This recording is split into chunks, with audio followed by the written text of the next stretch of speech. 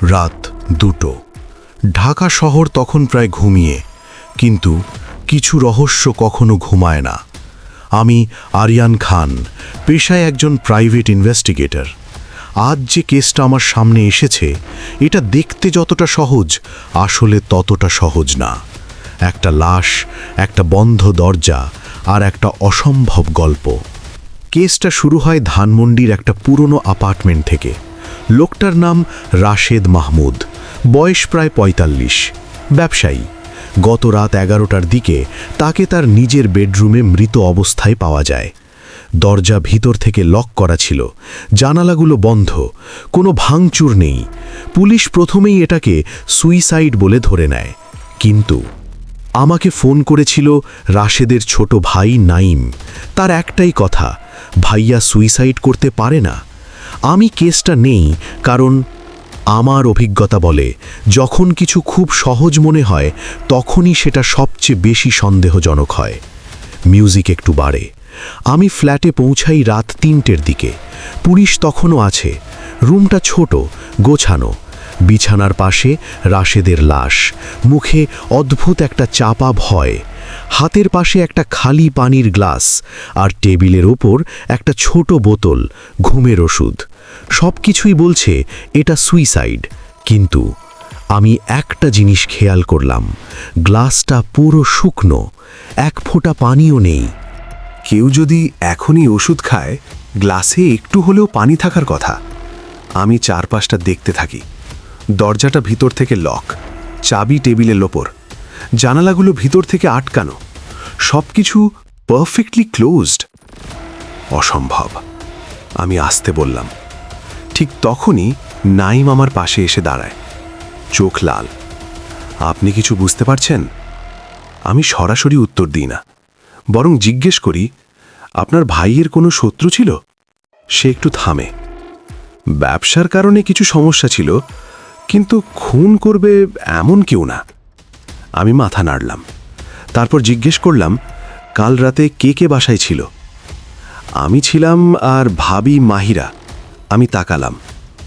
আপনার ভাবি এখন কোথায়? ও অন্য রুমে। আমি মাহিরার সাথে কথা বলতে গেলাম। মাহিরা শান্ত, কিন্তু চোখে অস্বস্তি। আমি জিজ্ঞেস করলাম, আপনার স্বামী কি ডিপ্রেস ছিলেন? না, একদম না। গতকাল রাতে কি হয়েছিল? সে বলল, রাত 10টার দিকে আমরা ডিনার করি, তারপর উনি রুমে চলে যান। তারপর আমি ঘুমিয়ে পড়ি। আমি তাকিয়ে থাকি। সে চোখ সরিয়ে নেয়। আপনি কোনো শব্দ শুনেননি? না, কিছু একটা ঠিক লাগছে না। আমি আবার রুমে ফিরে আসি। দরজার লকটা পরীক্ষা করি। পুরনো ধরনের লক, ভিতর থেকে বন্ধ করলে বাইরে থেকে খোলা যায় না। কিন্তু আমি নিচে তাকালাম। দরজার নিচে খুব ছোট একটা গ্যাপ দেখা যাচ্ছে।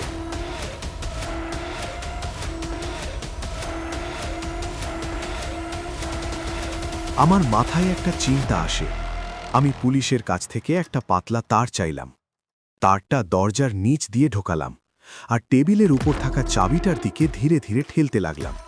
কয়েক সেকেন্ড, তারপর চাবিটা পড়ে গেল। আমি দরজা খুলে ফেললাম। নাইম হতভম্ব। মানে, দরজা বাইরে থেকেও লক করা সম্ভব? আমি ধীরে বললাম, হ্যাঁ, যদি কেউ একটু বুদ্ধি খাটায়। এখন প্রশ্ন, খুনি কে? আমি আবার সবকিছু মনে করি। গ্লাস শুকনো, ওষুধ টেবিলে, দরজা ফেক লকড, আর মাহিরার চোখে অদ্ভুত ভয়। আমি সবার সামনে বললাম, এটা সুইসাইড না, এটা খুন। রুমের নীরবতা নেমে আসে। মাহিরা কেঁপে ওঠে। নাইম চিৎকার করে, কে করেছে? আমি ধীরে মাহিরার দিকে তাকাই। আপনি। মাহিরা প্রথমে কিছু বলে না, তারপর হঠাৎ ভেঙে পড়ে। আমি চাইনি। সে কাঁদতে কাঁদতে বলে, ও আমাকে মারত, প্রতিদিন অপমান করত। কাল রাতে আমি ওর পানিতে ওষুধ মিশিয়ে দিই।